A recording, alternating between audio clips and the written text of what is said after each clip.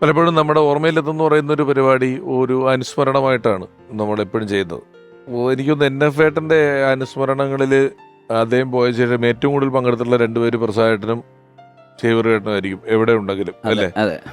ഞാൻ അതിനുശേഷം ഞാൻ തന്നെ നേരിട്ട് ആലുവയിൽ അനുസ്മരണ സമ്മേളനങ്ങൾ നടത്തി.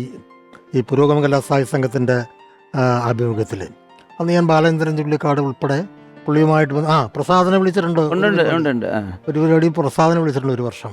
പിന്നെ CL ജോസേട്ടൻ്റെ റേഡിയോ നാടകങ്ങളിൽ പുള്ളി ഒരുപാട് അഭിനയിച്ചിട്ടുണ്ട്. അതുകൊണ്ട് CL ജോസേട്ടന് വലിയ ഇഷ്ടമാണ്.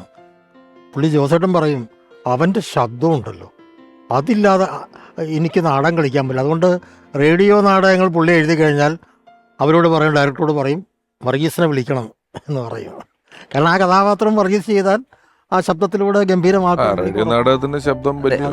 അതുപോലെ തന്നെ ഞാൻ ഈ പരസ്യ ചിത്രങ്ങൾ, അതുപോലെ എൻ്റെ ഡോക്യുമെൻ്ററികളുണ്ട്. സഖാവ് EMS ആബേലസിനെ കുറിച്ചുള്ള ഡോക്യുമെൻ്ററി, എല്ലാ ഡോക്യുമെൻ്ററിയുടെ വർക്കും പുള്ളി സിനിമാ താരം ആകുന്നതിന് മുമ്പും അതിനുശേഷവും NF വന്നാണ് ശബ്ദം തരുന്നത്.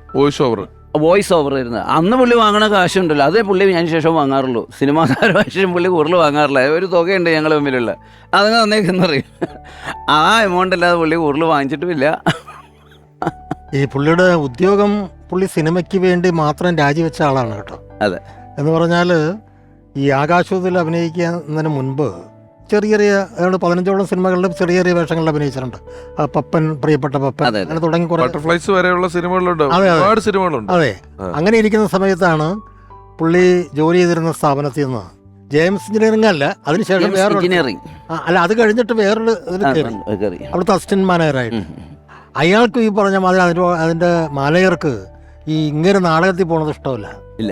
മറ്റേ ഉദ്യോഗത്തിൽ തന്നെ പൂർണ്ണമായി കേന്ദ്രീകരിക്കണമെന്നാണ് പുള്ളിയുടെ നിർബന്ധം. അങ്ങനെ എനിക്ക് പുള്ളിയെ ബോംബെക്ക് ട്രാൻസ്ഫർ ചെയ്ത്. അപ്പോൾ പുള്ളി പറഞ്ഞ് നടക്കൂല, ഇല്ലെങ്കിൽ നിങ്ങളുടെ ഉദ്യോഗം കളയുമെന്ന് പറഞ്ഞു. പുള്ളി ഇത് എന്നോടൊന്ന് സംസാരിക്കുകയാണ്, എന്ത് ചെയ്യണം സേവി, ഞാൻ രാജിവെക്കുന്നതിനെക്കുറിച്ച് ആലോചിക്കുക. അപ്പം ഞാൻ പറഞ്ഞ്, തനിക്കിപ്പോൾ ആ ഉദ്യോഗം ഇല്ലെങ്കിലും ജീവിക്കാൻ പറ്റും, ഒരു സംശയം വിചാരിക്കാം. ഒന്നില്ലെങ്കിൽ തനിക്ക് അനൗൺസ്മെൻറ്റ് നടത്തി ജീവിക്കാൻ പറ്റും. കാരണം അന്ന് മിക്കവാറും ഈ പരിപാടികൾക്ക് അനൗൺസ്മെൻറ്റ് റെക്കോർഡ് ചെയ്യുന്ന പുള്ളിയാണ്. അല്ല സേവരേട്ടാ, വേറെ ഒരുപാട് ബിസിനസ് പുള്ളിക്കുണ്ടായിരുന്നു. കട. അപ്പൊ ഞാൻ പറഞ്ഞു ഷോപ്പൊക്കെ എറണാകുളത്തുണ്ടായിരുന്നു. അച്ഛനും ഉണ്ടായിരുന്നു, അച്ചാറിന്റെ ഒക്കെ ബിസിനസ് ഉണ്ടായിരുന്നു ഞങ്ങളുടെ വീട്ടില്. എനിക്കും പുള്ളിക്കും അറിയാവുന്ന രഹസ്യ ബിസിനസ് ചെയ്തത് ഇത്. അച്ചാറും മുളക് പൊടി അവിടെ തന്നെ ആലുവയില് വിനാഗിരി ഫില്ല് ചെയ്ത് കൊടുക്കുക. ഇതൊക്കെ മുപ്പുറത്തുണ്ട് പല പരിപാടി. ഞങ്ങൾ രഹസ്യം ചെയ്ത് പറയില്ല.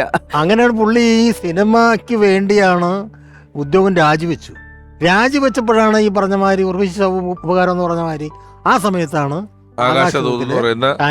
സിനിമ വരുന്നത്. അതെ അതെ അതെ. ഏതായാലും പ്രസാദേട്ട, NF ഏട്ടന്റെ ദീപ്തമായ ഓർമ്മകൾ കൊണ്ട് മുന്നിലേക്ക് പോകുന്ന ഈ പരിപാടിയിൽ പ്രസാദേട്ടന്റെ സാന്നിധ്യം വളരെ വിലപ്പെട്ടതായിരുന്നു. വളരെ നന്ദി. Thank you.